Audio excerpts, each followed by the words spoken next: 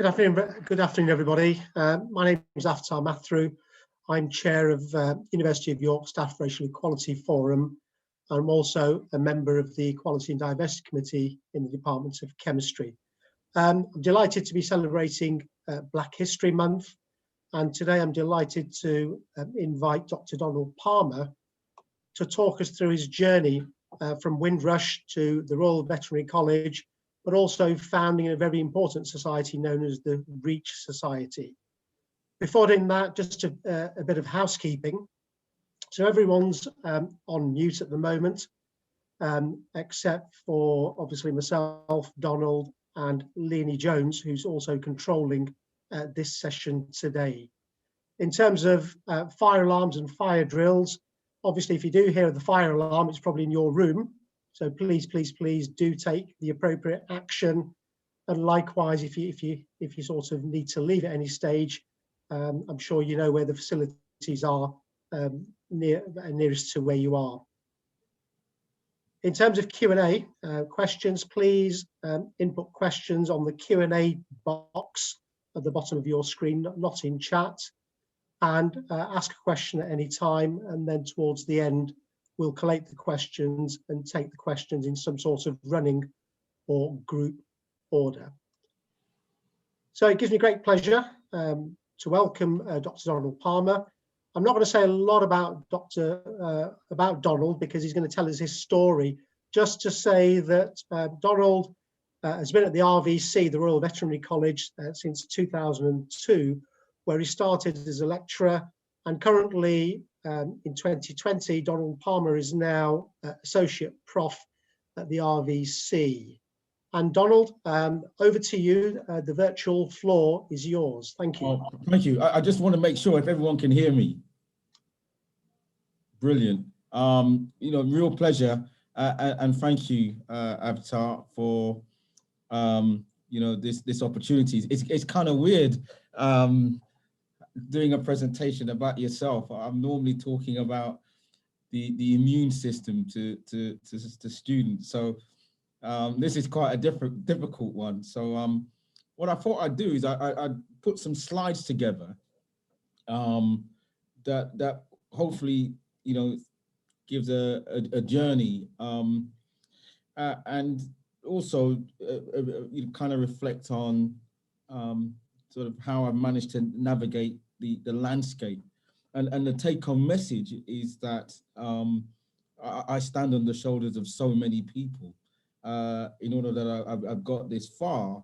And the reflection on why we set up REACH Society was very much in that vein, in how can we give opportunity to young people. And I consider myself incredibly fortunate. And if someone said, how did you get from A to B?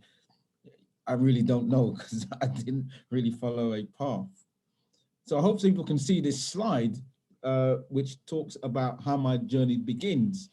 And on this slide, you'll see that my journey begins in the Caribbean. And this is a picture of my parents, my mum and dad. They are from Jamaica, and they flew over in the sort of late 50s to the UK.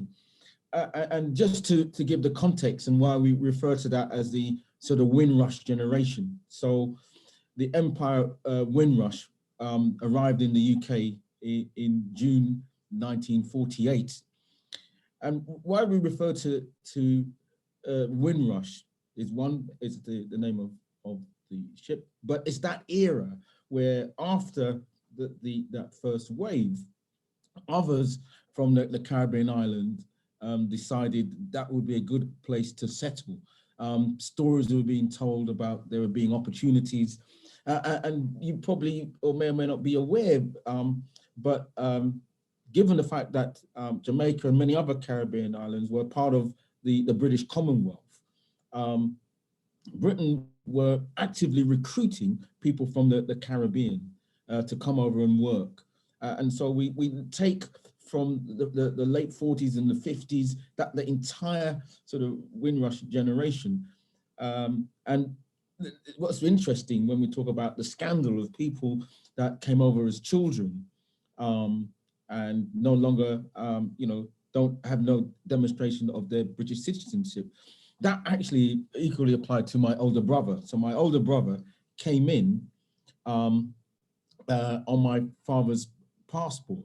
And so, that's a real issue and concern. So you see, they came and, came to South London, and I was born in South London.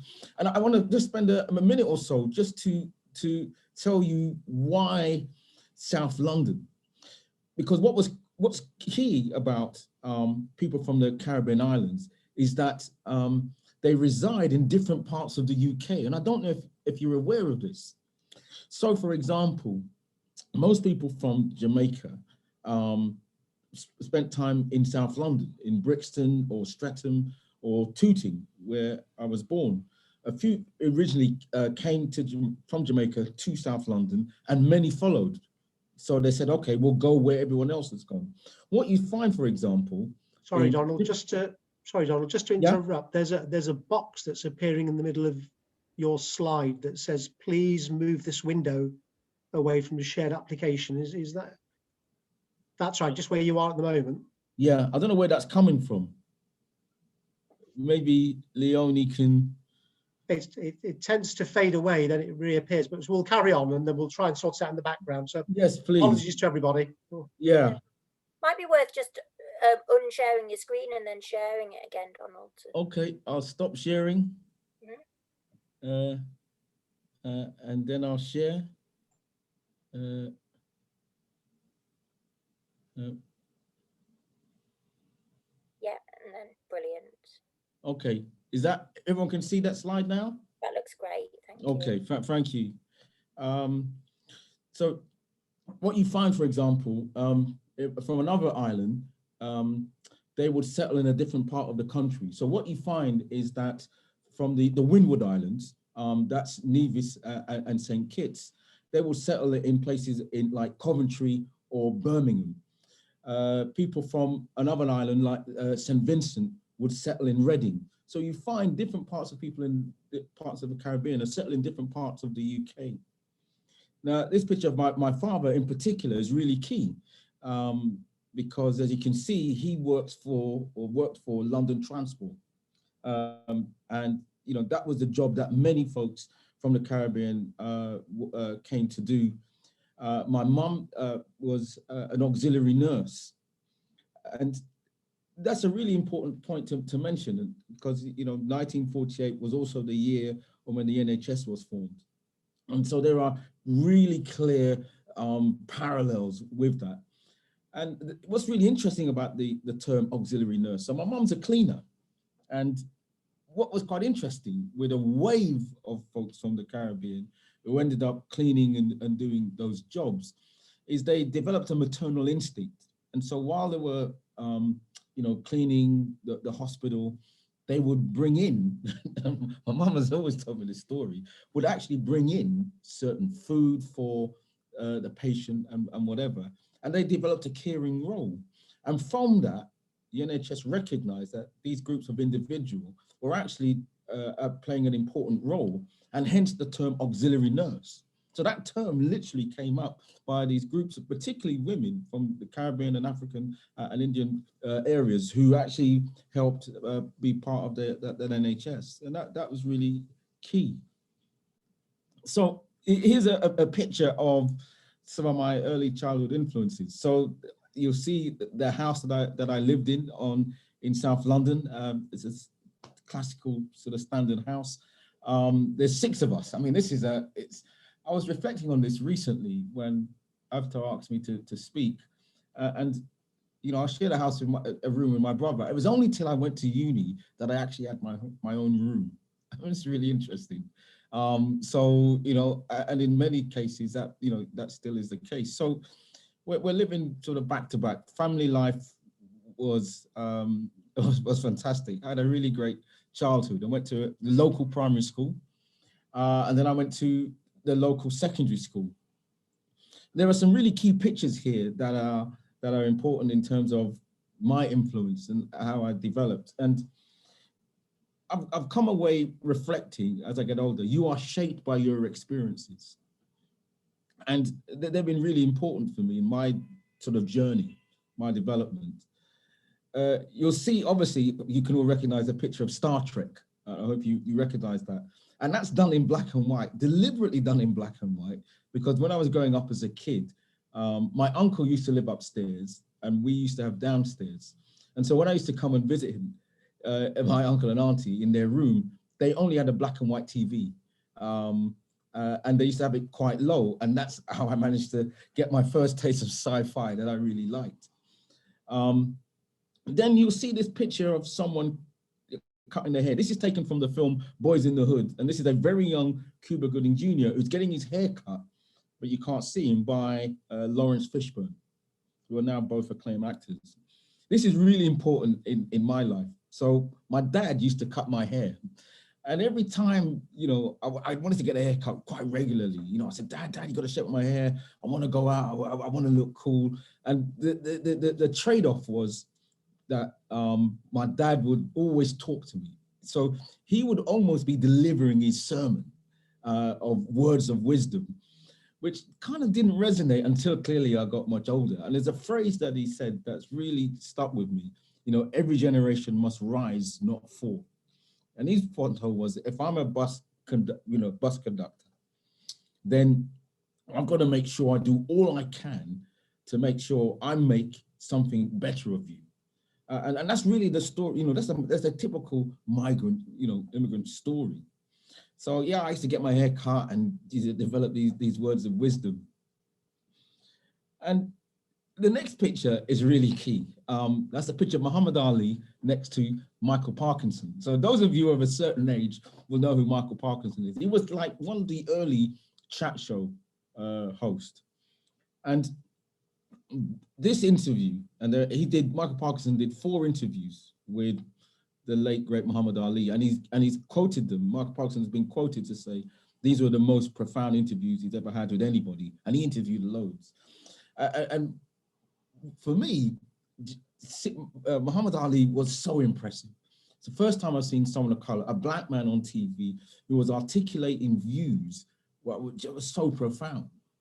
You may have heard of the story that at the height of his boxing career, he got stripped of his title because he didn't want to fight in the war. But he stood up for his belief. And in that interview, he challenged many concepts. It was profound. It had a massive impact on me. To see someone who looked like me was able to express those views. Because until then, I mean, TV at that time was very different to TV now, and that demonstrates progress. I mean, there would be shows, you know, oh, terrible shows, you know, like Love Thy Neighbor, and they were, I mean, you look at the language then, and you I won't say what they are, but you can grasp in horror at what that was. And just a side note, and I know people will sometimes slam, you know, political correctness.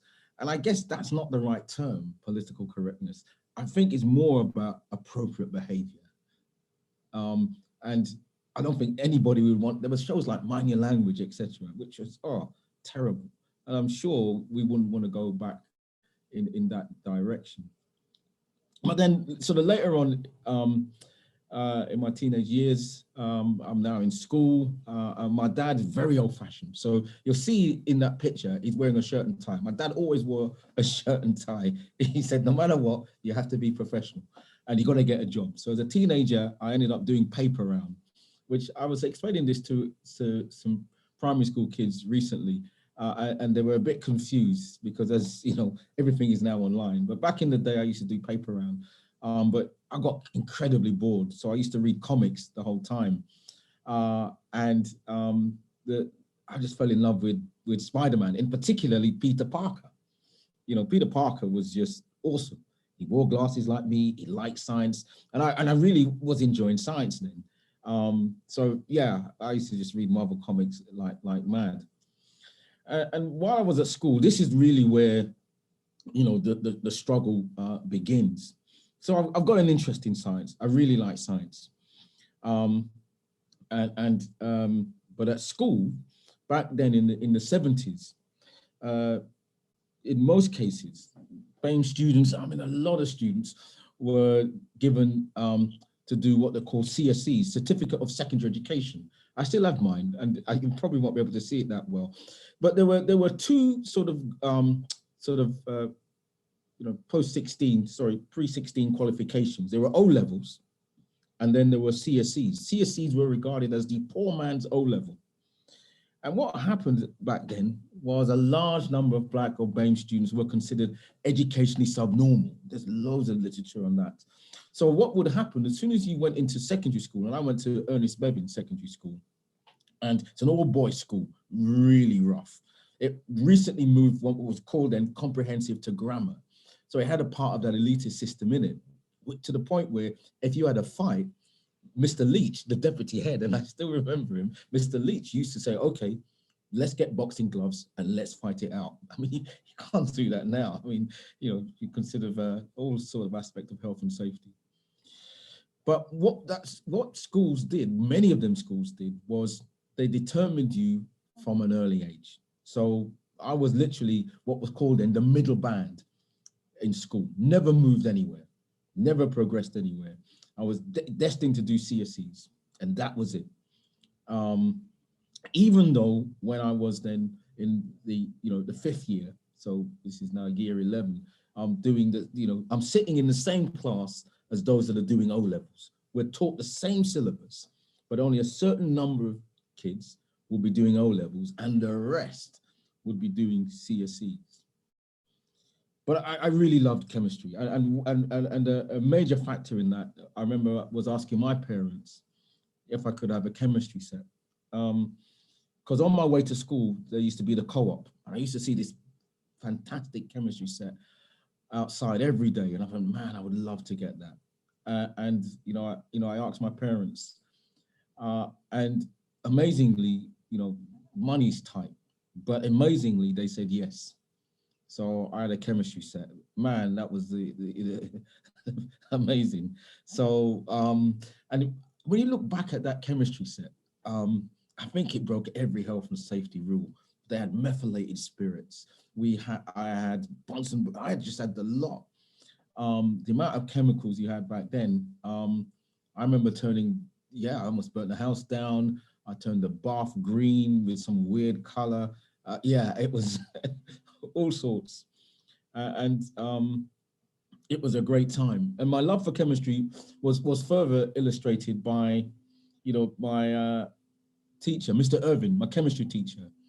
And he gave me a prize for chemistry. He saw my passion, he saw my interest. I still couldn't do O levels. He says, Donald, I'm sorry, you're on CSEs, but I'm getting the same marks as the guy next to me, but no, you're doing CSEs. But I still have this book. And so prizes are really important. So I ended up getting CSE grade 1. And here's the irony of this. To get a CSE grade 1, you've got to get like 80%. And it's only worth an O-level C. It's just seen as a pass. So, I said to myself, I was really interested in science, and no, I'm not going to join the sixth form at the school, because I think the way I've been treated and not given that opportunity. So here's a phrase that's really important. Talent is everywhere, opportunity is not. So I decided then to go to South London College in Norwood. And I went to the one down Tooley Bridge in Tower Bridge. And I ended up doing what's then an ordinary national diploma, because the real problem with doing A levels back then, you really need to do O levels. Okay, CSEs grade 1 were equivalent, but nevertheless, since that was very much an elitist, don't forget at that time, barely 1 or 2% of people went to university. So, if I was going to progress any further, I'd have to do what's called an ordinary national diploma. So I did an ordinary national diploma in medical sciences, loved it, absolutely loved it. This is what I thought I would want to do. What was really great about the course was its practical element, but also you could spend the time, working in an NHS lab, and I worked at King's College lab. This was really, really great. And here's a key influence. So up until this time, you know, I was thinking I'm going to be working. The concept of university never entered into my domain, into my dimension. Just nothing. I thought of university. In fact, never heard of the word. Just wasn't on my radar. It was, again, a teacher on the course, and one of the students says, Donald, you know, you're really bright. You know, you should consider going to university. So I went, wow, okay. What do you need to do? All right, okay. I'll start to investigate. So I did some investigation, and I found Bradford University. Now, you know, never been to Bradford, but it was far. I thought that would be great. Bradford did biomedical sciences. And here's the crunch of it. They were also one of the few universities that would take ONDs. So the top universities, and I didn't really know much about Russell Group, and that's another story. So I didn't really know much about Russell Group, but they didn't accept ONDs anyway. So it was only Bradford. Bradford says, all right, we'll take you on, but oh, by the way, you got to get distinctions. So that was really, you know, the catalyst. I said, okay, I'm really going to go for this. And when I visited the university, I went with my dad. My dad and I on Freshers Week. So on, you know, walking around during, yeah, that was crazy. But anyway, so I said, all right, I'm going to go to Bradford. Went to Bradford. I spent 4 years. And what was great about Bradford was I did a year in industry. I spent a year in AstraZeneca. You know, that was an amazing time. I can tell you one story, which and I've still got some friends. And so what's great thing about AstraZeneca is that they take on, you know, a whole host of students during their sandwich year. And one of the things, we all went to a club once in Cheshire, and there's myself, there's Wayne, and another Don. So there's 3 black guys and around, you know, 10 other students who are white. And so we're just in a group, we're just split all over the place, and we're walking in, and all 3 of us, the black guys, got stopped. And I think for the students, it was the first time so they're all in, and they said, oh, where's the Dons, where's Wayne? And, oh no, they're not in. And they had now to make a choice. Do they stay in the club, or do they leave in solidarity with us? They decided to say, no, we're not coming in, and walked out, got their money and left. And I'm still friends with them now. So that's a pivotal moment. That was when I was, you know, 21. So I've now left university, and I'm now, you know, thinking, yeah, I want to go to work in a lab. That's what I'd like to do. No concept at all of academia. So again, no idea of university, no idea of academia. And this is the key about when you, in terms of navigating the landscape. And what's really required is champions and key supporters. And there are some individuals here that are key to my journey. So I'm now at the Royal Postgraduate Medical School in London, which is Hammersmith Hospital, which eventually becomes Imperial. And I'm working in a lab, and the gentleman with the glasses is Sir Professor Robert Leckler.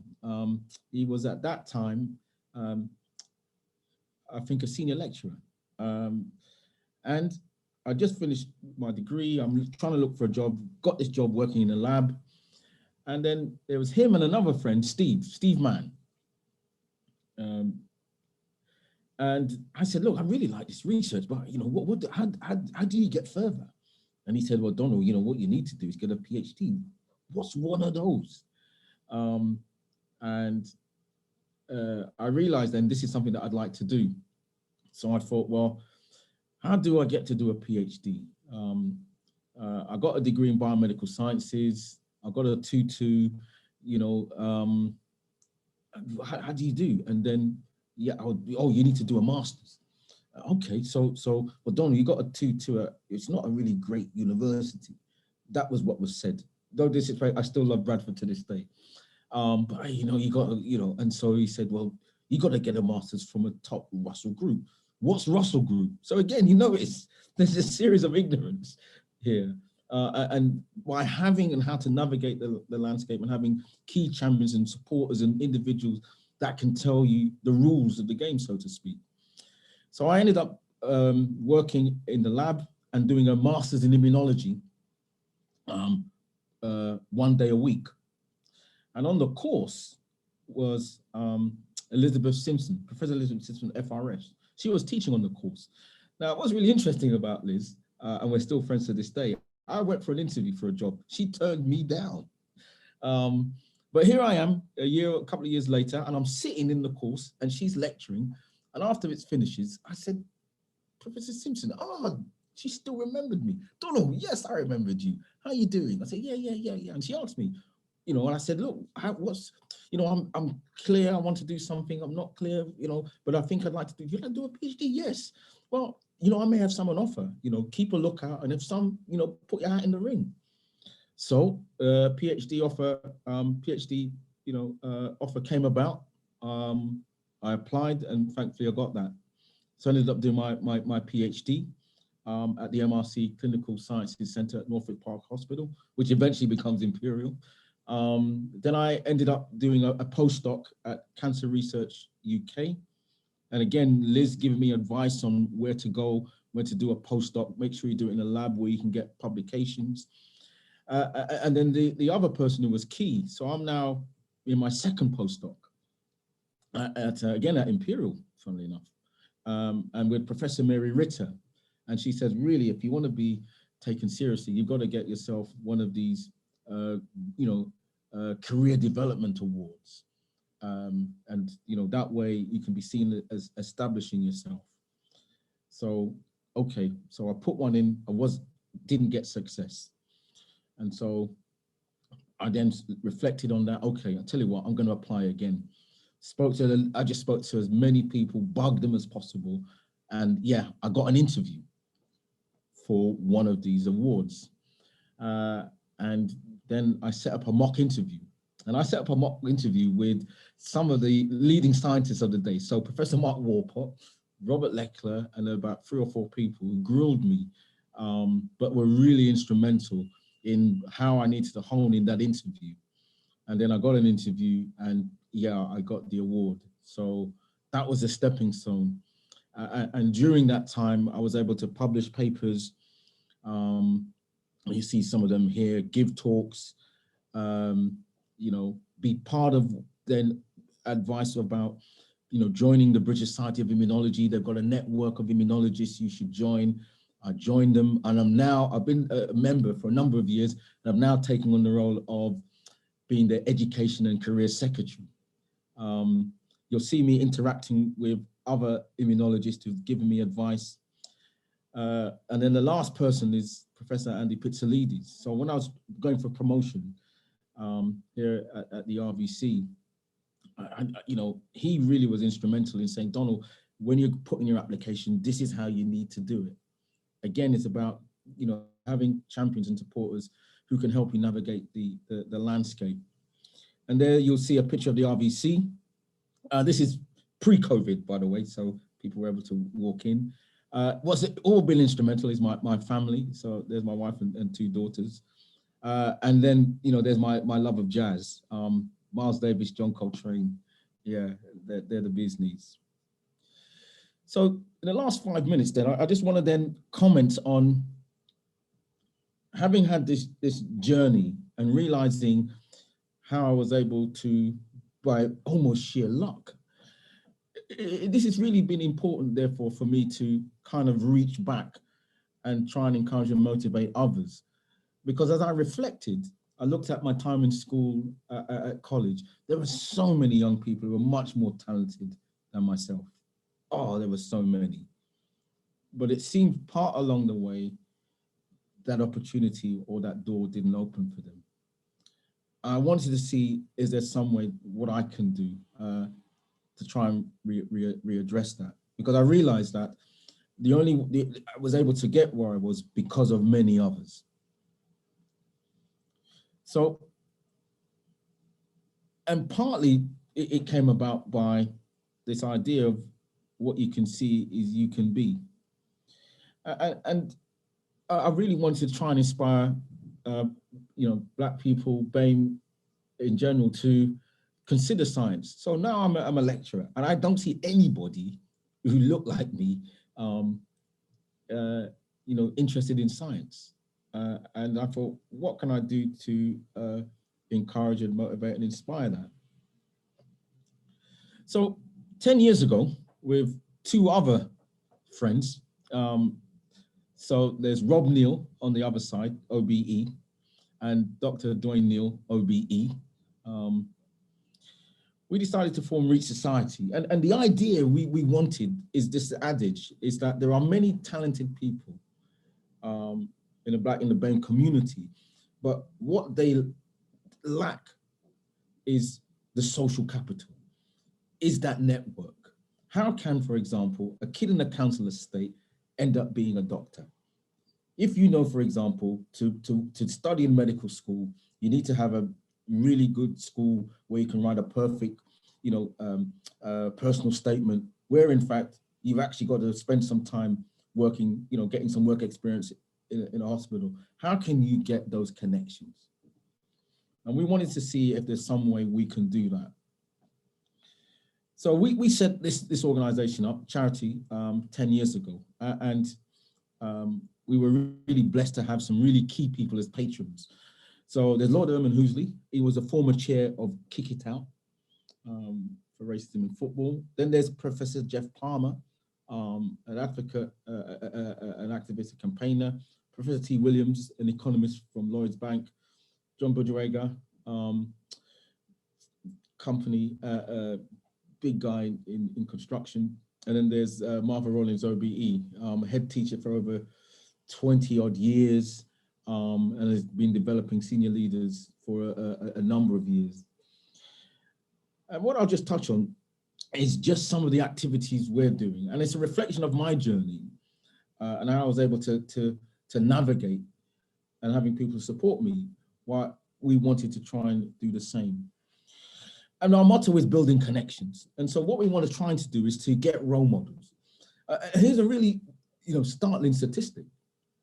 So when you look at Black men in particular, a study was done recently that in the media and news, almost 80% of stories around Black men are negative.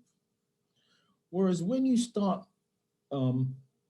sort of scratching beneath the surface, you found that there are many people in our community who are actually doing some good work, but a light is not shined on them to the next generation that, oh, then you could be like that. I'll give you an example. Dr. Naira Chamberlain lives in Birmingham. He's one of the top mathematicians, really nice guy. People don't know that one of the top mathematicians is a Black guy.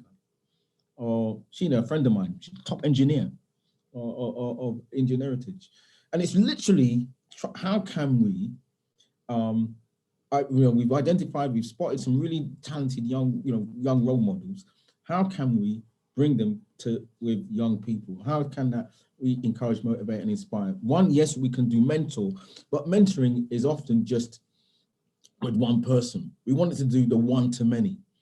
And so we've arranged school visits, outreach activities.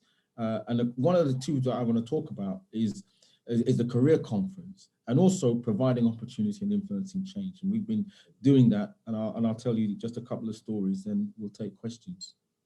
So here's the idea of providing opportunities. It's about navigating the landscape. So there's me with a young lady, a student, who I met at a school, incredibly sharp, incredibly talented. I wanted to, I spot her and I said, look, you're bright enough to go to Cambridge. She went, yeah, can I? Again, something that, I often wonder, about me and about this imposter, syndrome. So I helped her with a personal statement. Great, she's now in Cambridge. Donald, I've got an interview. I don't know what to do. Now, thankfully, working at the RVC, one of my colleagues was also part of the Cambridge network. And also, one of my, again, another colleague actually did the course she was on. So I set them up, that she did practice interviews, and now she's a final year student studying natural sciences at Cambridge. We then set up what was called this Employability and Business Hub, where through connections and friends that we have working in these sectors, we can provide advice around CV writing, interview skills, because this is where it is. Talent is everywhere, but opportunity is not. And we wanted to try and change that. And then there's a really good friend of mine in the glasses, Professor Frank Chiniwongo, MBE. He's a consultant at Barts, works on prostate cancer. You may have even seen him on TV. He's been doing some really amazing work in that area. And so we kind of worked with him, I think he regrets it now, where we said, look, hold on, if we identify young people from so-called, and I hate the term disadvantaged background, but where they don't have, where they want to study medicine, but they don't have the connections, could you house them? Could you arrange so they can get work experience? So we set up that channel, and he's been taking students ever since. Okay. Then there's a picture of a young man receiving an award, and we worked with Brunel University and a company called Grace Foods to award scholarships. Because again, talent is everywhere, but opportunity is not. And that's Ria Rivera, who's studying engineering at Brunel. So given the work that we were doing, one of the things we did was we set up this annual careers conference. One of the things I've been looking at is both employment opportunity, but career awareness. I'm a chair of governors of a school in North London. I'm looking at how young people in general, what careers, they don't really have much of an idea. The curriculum is busy, so, and schools don't no longer have a designated careers officer. It's normally, this year, it's someone who's in the English department who's now running careers. And they may not have the skill or the technique. There's a shortage of scientists, funnily enough, in the UK and STEM. So what we've been doing over the last few years is setting up this annual careers conference where we invite students from all backgrounds, but we're particularly encouraging BAME students to come along. In this careers conference, we have over 40 or so exhibitors, and you can see some of them here.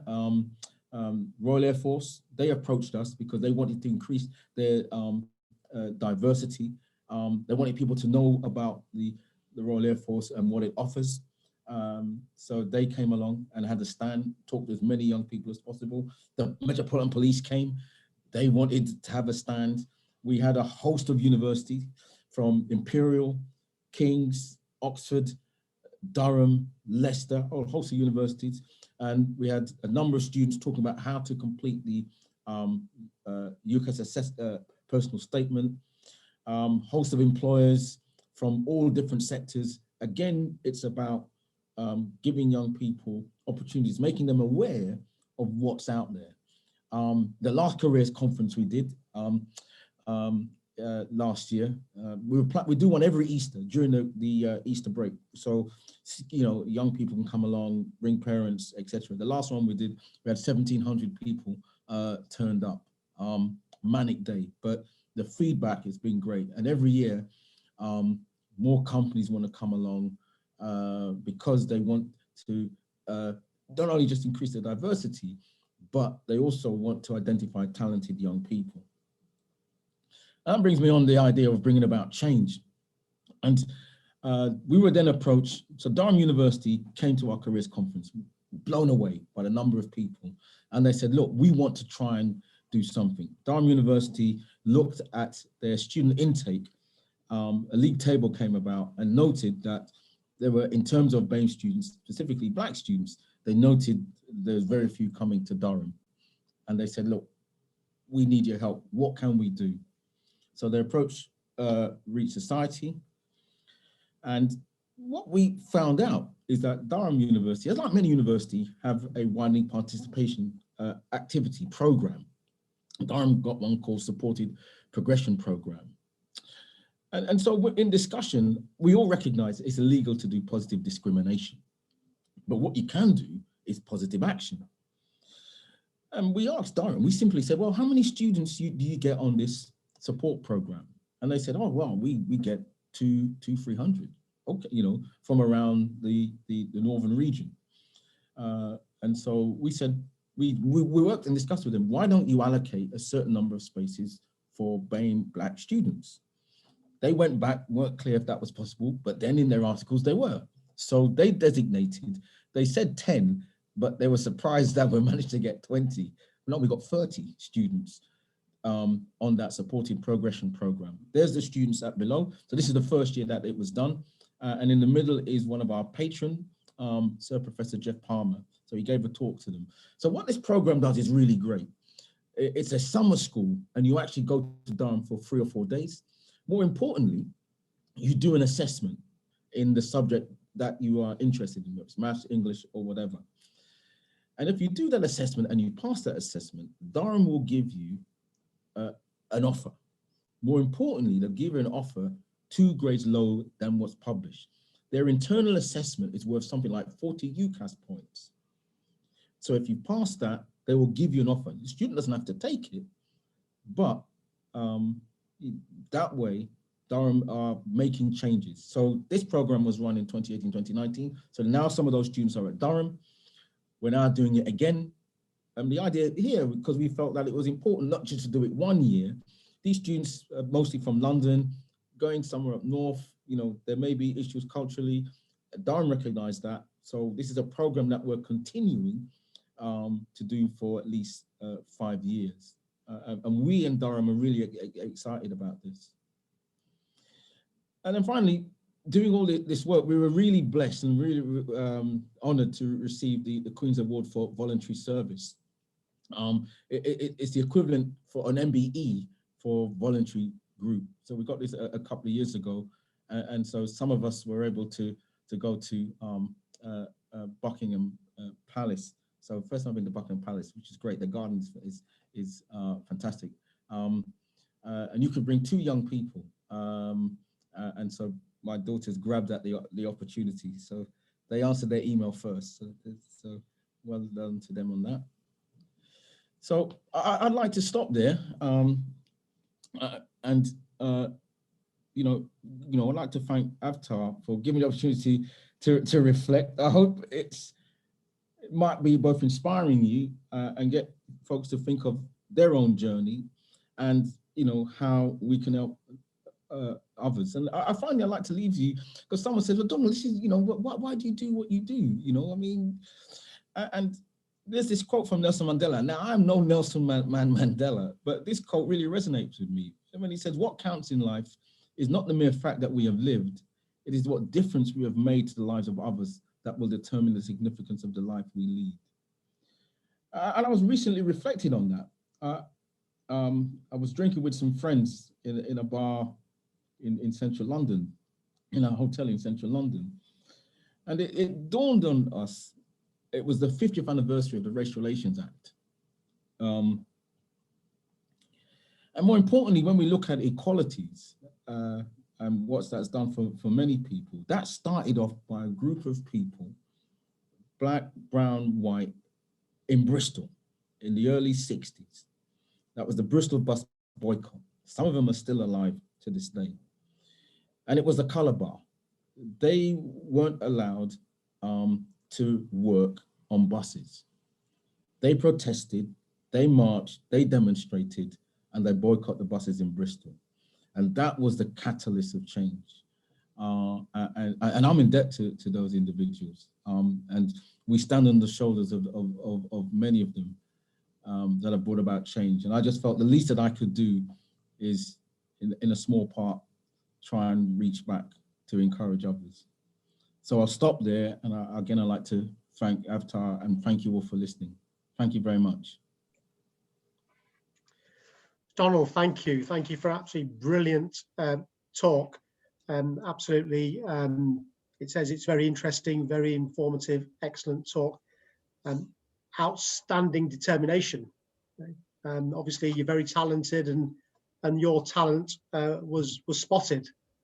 And it's great that now all that you've learnt, you're now sharing that in your mentoring, and the power of mentorship is really important in your journey, and the influence of role models. We're going to open the floor to questions. I'm not sure if the Q&A chat box is working, but please feel free just to ask any questions just within the chat box. And whilst that's happening, I'll probably just take liberty to ask the first question. Probably just want to reflect slightly differently, Donald, if that's okay. Yeah. Because within the audience today, we've got a good student body. Okay, so we've got a very diverse audience from students to academics. Student body's all powerful, okay, and powerful in a good way. And if you can just sort of give us a bit of reflection on how the student body has influenced RVC and BAME acknowledgements or BAME achievements. No, that's a really good question. And there's clearly been a change in the student body. If I reflect on my own time, you know, I went to university in the 80s, and the student body has changed dramatically. So the Labour government, the Blair government, good or bad, wanted to increase the number of young people going into university up to 50%. I think their target is currently about 40%. So what that's done is change the student dynamics. And what that's done is then the student bodies that are in are now asking questions. So for example, at UCL, there was a campaign, is why is my professor not black? There's a campaign around decolonizing the curriculum, because the curriculum didn't need to change when the student body was less diverse. But now that it is more diverse, students are now asking those questions to universities. And you know, I think at our university, which has really been great, is the fact that when I joined, there were very few BAME students wanting to do veterinary medicine. It's maybe medicine or dentistry. Now, you know, 18 years on, there's now a significant number of students from BAME background, and they've now set up an organization called Animal Aspirations. And what that group are trying to do is to encourage more BAME students to consider veterinary medicine as a course. So that body is changing. So the student body is changing, and now they're asking questions to the university. And it's really now whether universities will adjust to the student body. Donald, thank you for that. And just in terms of chat, Shamila, thank you. Shamila says it's really interesting. So much of what you say about school life resonates with her, and Yeah. She says you're doing a fantastic job. Elaine Skipper has a question. What would you recommend could be done from the primary level? So Elaine's coming in here as a primary teacher. Yeah, so you know, at the primary level, so here's one of the things that can be done at the primary level. So the Royal Society, which is the premier of science, a couple of years ago, I got involved in the aspiring science diversity. So the Royal Society said, look, we need to increase diversity amongst science. So they did 10 scientists from BAME background, and it's all on their website. And what they then did was to put YouTube clips. They also then produce school resources of all the 10 scientists, and they're encouraging schools, not just in Black History Month, but also in British Science Week, to invite a BAME scientist to your primary school. And fair enough, I visited a school called Freezy Bridgewater, somewhere in, I don't know, somewhere really far. So a teacher said, could you come? And I went in British Science Week. And here's the amazing story behind that. So, you know, I commented that, you know, I got a chemistry set, you know, for Christmas. So this is a talk I gave and British Science Week is normally in March, if I rightly remember. A year later, I get a letter from the teacher. Miss Budd is her name, still remember her. And she says, Donald, I want to thank you again. And by the way, you realize the talk you gave in March resonated so much with the children that half the class got chemistry set for Christmas. You know, and that's really important, because by having those early role models, it has a, you know, it can resonate with young people. And I think that's really important. So, yeah, I think in primary schools, one, have assembly, and I have to say, if you're a primary school teacher, I'm sure you will know this, but the kids ask some really tough questions, and they're really good. So I implore anyone to visit primary schools. Donald, thank you. And yeah, Elaine's responded, and she agrees with what you say. I think Leonie was going to come in with a question. Hi there, Donald. Thank you so much for your lovely talk. Thank you. I was struck by what you said about, you know, that at various stages there were people that encouraged you that, you know, to take the next step, and particularly, you know, that you should consider doing a PhD. And at the moment in the Department of Chemistry, you know, we're running various activities to support particularly our final year students in sort of thinking about PhDs and applying. And I just wondered what advice you'd give us for particularly supporting and encouraging students from first generation families who don't have that social capital that you talked about. Yeah, I mean, I think one of the things to try and do is, and I'm trying to do the same here at the RVC and encourage other friends, is to try and engage with BAME students to say, look, would you like to consider doing research? So it's initially getting students to do research in the lab, because even, and Leon, you make a really good point, because still, and there's been some studies sorry, someone's trying to call me, from the BBSRC, who've highlighted, they've noticed, again, very few BAME students doing PhDs. And it stems from those early interactions at university. Our students, for example, are students encouraged to do, you know, a research in the lab rather than, say, a library project? Are they then encouraged then to consider further studies? Because while there's the issue of attainment gap or awarding gap, still students are getting to do 2-1s, but then they're not encouraged then to do the next step. And I think that could be one way that universities could do. And it's you know, partly related to the idea that you know, if some, you know, staff may have their favorites, and so those students then may say, all right, we're going to get you to do a master's, you can work in the lab, etc., etc., etc. Sadly, those students don't seem to be BAME students. So that's potentially what needs to be addressed. Thank you. So we've got some questions that have come in through Q&A, and I'm just conscious of time as well. Yeah, I should point out, so just to say, I mean, I know we finish at 5, but I'm still here. So it's up to York. If York is saying, sorry, we close at 5, but if people want me to continue for a couple more minutes, I'm more than happy to.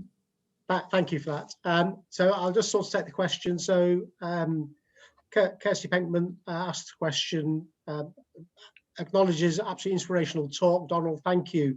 Do you have any ideas as to how we can make this raising opportunities work an essential part of academia, rather than relying on proactive individuals, essentially like yourself? Is there space in the curriculum for this? Yeah, I wonder, in terms of, you know, for academia, I think one of the things they could do is, in terms of raising aspirations, is a bit like what Durham is doing, to say we want to create a potential pipeline of young talented people from, you know, the BAME community. So we are going to make sure that some of our places are going to be designated. I'm aware now that some universities are going to try and encourage BAME students to do PhDs, to go into academia. So it's really about using alternative approaches to attract young people. And that's partly where, when we set up these where we've done the annual careers conference, partly the universities have approached us because, in a way, they say, look, we want to get more BAME students, but we don't know how to. It seems that at this careers fair, there's more students from BAME background that are coming in. So can we come along so we can actually, you know, highlight what we're doing? So potentially it's about alternative avenues where people may need to show what they're doing, that they can attract. And it's partly, let me end with this, because I made this a challenge to our university.